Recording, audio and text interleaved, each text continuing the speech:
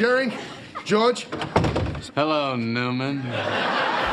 The audience might not hate them, but we can understand why everyone else on the show does. Whoa! Welcome to WatchMojo.com, and today we're counting down our picks for the top 10 characters on comedy shows that the other characters all hate. Can I do that? For this list, we're taking a look at characters nobody can stand because they're annoying, conceited, useless, or just 'cause. Deep down, some people might secretly harbor affection for these characters. In the long run, though, they always get more hate than love. However, the hatred directed towards them must be portrayed in a comedic fashion. She's kind of my girlfriend. Her? Do you not like her? I don't know her. We've also excluded villains from this list because being hated is just part of their job. Great, let's go watch TV. Number 10, Jerry Gergich, Parks and Recreation. I just want to hear the doctor say that Jerry had a fart attack. Is that too much to ask?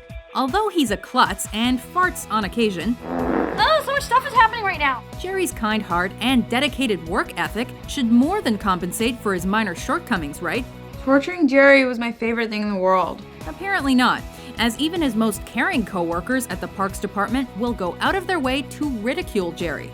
They don't even know the poor guy's real name. See you tomorrow, Jeremy. While he's the butt of a never-ending joke at work, Jerry always wears a smile knowing that his beautiful, loving family is waiting for him at home.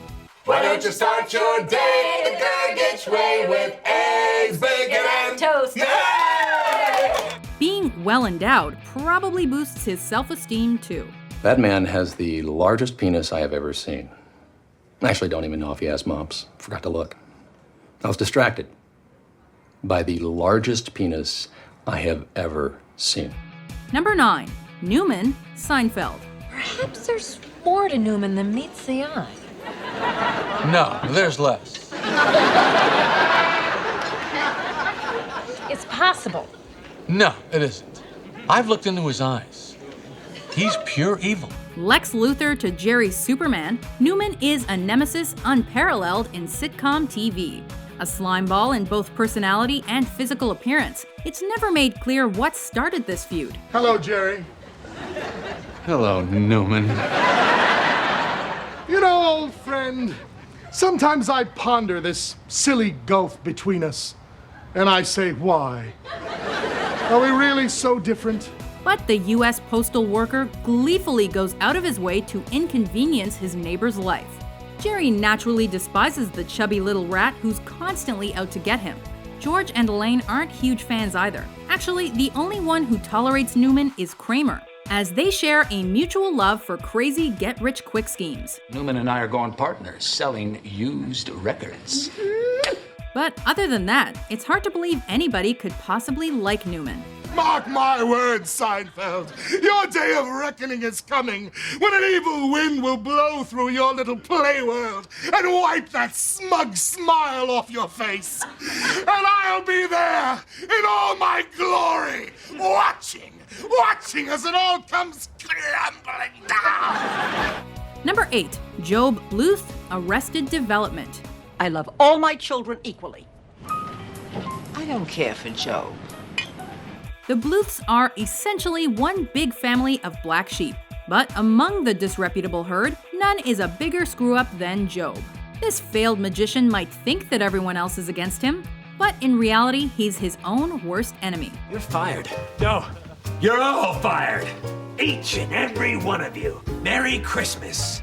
Gob makes a hobby of alienating everyone he encounters through his paranoia, massive ego, and unrelenting need to be adored. To prove that no prison can hold me, I will incarcerate myself in the penitentiary that holds my own father, only to escape 24 hours later.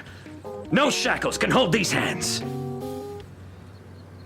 Say that to them in Spanish. The eldest Bluth son will never make any friends, though, until he first accepts the fact that he isn't perfect and learns to laugh at himself. They're laughing with me, Michael! They're laughing with me!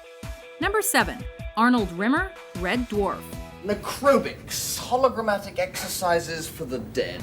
Even in death, some people are still total buzzkills. After perishing with the rest of his crew, Arnold Rimmer is brought back as a hologram to keep the Red Dwarf's lone survivor, Lister, company. No, you're a filthy, stinking, loathsome, disgusting object I wouldn't be seen dead within a plague pit. As far as companionship goes, however, Lister might have been happier bunking with a mutton vindaloo beast. Granted, Rimmer is only trying to maintain order while his shipmates slack off. But does he have to be such a pompous fuddy-duddy in the process? We know you're technically not alive, Rimmer, but try to live a little. Was he such a smeghead? Did you hear that, sir? Lister, do you have any conception of the penalty for describing a superior technician as a smeghead? Oh, Rimmer. You are a smeghead. Number 6. Kimmy Gibbler, Full House. She's an airhead. She's not an airhead, she just hates Stinky. There was an annoying neighbor on like all 90 sitcoms. Full House had its fair share of annoying characters, but Kimmy Gibbler was the only intentionally annoying one. Same to you, Geek Burger. Don't call me that, Kimmy Gobbler. Double Geek Burger with cheese. I hate you. I hate you too. As if having this quirky, bagpipe-playing girl as a neighbor wasn't bad enough for the Tanners, she was also DJ's best friend, meaning she was around the house all the time. The family would scream at the sight of Kimmy and cringe at the smell of her feet. Since the Tanners can't resist disgustingly sentimental moments, though, every once in a while they'd give Kimmy one of their trademark hugs. Ow, what the heck? No, Uncle Jesse. We've lost him to the dark side. Number 5. Dwight Schrute, The Office. If I can skin a mule deer in less than 10 minutes, I ought to be able to cut my... What's worse than a teacher's pet? How about a teacher's pet that's evolved into an office pet? I cannot work with Jim anymore. Okay. Either he goes or I go. Dwight. You choose! Whenever his co-workers tease him, Dwight Schrute is always ready to tattle to the boss. Even the obnoxious Michael Scott seems embarrassed to be seen with this whiny man-child who takes everything way too seriously. How dare you all attack him like this? No, stop it. Dwight. Michael is your superior. No. Okay, you should be bowing Dwight, down you're in front supposed of to him. do it this way. Hey, That's right right. now. Okay? That is the no, they don't way understand who they you're have. supposed to do You're it, interrupting me. idiot. I am trying to get your back. I'm trying to... As much as Dwight attempts to uphold the rules, he's ironically a prime source of the office's ongoing chaos. Unless you're trying to survive a zombie apocalypse, Dwight's one person you definitely never want to work beside. I stab her in the brain with a wooden stick. There are several ways to kill a zombie, but the most satisfying one is to stab it in the brain with a wooden stick. Number 4. Butters Stotch, South Park. We'll be upstairs if you need anything, Stan. Dad, you can't leave me here. These guys are total Melvins. It's really easy to dislike a character like Eric Cartman. He's a fat ass who relishes insulting his classmates' social classes, disabilities, and religions. Where did you get that kind of smart mouth? Not from you, dumbasses, that's for sure. Oh, you just wait till I get home, mister. I'll be waiting with bells on, you old horse-banging skank. But the sweet, simple, stuttering Butters is just so unassuming, it makes no sense how mean everyone is to him, even his own parents. This is unbelievable. How many times have we told you never to have self-performed liposuction surgery in our house? 4 times, Mom. Well, I guess that wasn't enough. This caused him to develop a painfully low self-esteem, which manifests in many ways. Gullible and childlike, where the other kids of South Park are more conniving and devious. Butters doesn't even really swear. Now, gosh darn it, you listen here. You just know that one day this kid is gonna snap and create an alter ego to get his revenge. Prepare for the greatest supervillain you've ever seen, Professor Chaos. Butters, time for bed. Number 3, Steve Urkel, Family Matters. What is the problem? It's our neighbor. Steve Urkel.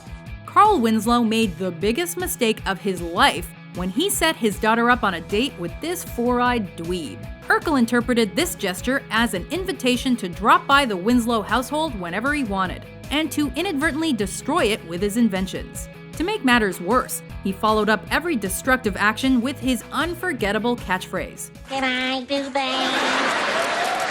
And when Urkel wasn't costing the Winslows thousands in property damages, he was tormenting them with his accordion. Number 2, Dr. John A. Zoidberg, Futurama. Meet John Zoidberg. You need an alien hacked to pieces, he's the best there is. In the budget category. This decapodian's incompetence, atrocious appearance, sporadic inking, and ghastly table manners are reason enough to scorn him. What makes Zoidberg especially frustrating is that he's also the company doctor at Planet Express. Young lady, I'm an expert on humans. Now pick a mouth, open it, and say... With zero understanding of human anatomy or anatomy in general, Dr. Zoidberg only creates problems and rarely solves them. You can't blame the crew for hating a physician who's lost more lives than he saved. I prescribe acupuncture. Let's begin. Blood? I mean blood. Put it back in me! At the same time, Zoidberg is so lonely and pathetic that you can't help but smile whenever somebody does show him empathy. But I like the way you smell, because I like you. Before we hate on our top pick, here are a few honorable mentions. Unacceptable condition! Unacceptable! Bye. I can't stand the woman. Why are you doing this to us? I'll tell you why. Because for 7 years, you have yelled at me and turned the lights out on me when I was in the bathroom and written on me while I was sleeping. Because I was Lutz. Dumb, old, uncool, part Inuit, bisexual, 51-year-old Lutz. You all right, Cory? Yeah. I don't give a actually. Number 1, Meg Griffin, Family Guy. You're a bitch. Yes. Yes, I am. Meg started off as a teenage outcast desperate to fit in. God, I hate high school. I don't fit in with anyone. Over the years, however, she became less of a drama queen and more of a punching bag for her family. Hey, Meg, you got something on your shirt. Hi, Dad. Each Griffin has emotionally and physically abused Meg on multiple occasions, treating her like one gigantic mistake. Such abuse has driven Meg to regularly cut herself in a cry out for help. I hate my life! Okay, look, Meg, I've been at this for 45 minutes. I don't know what else I can say.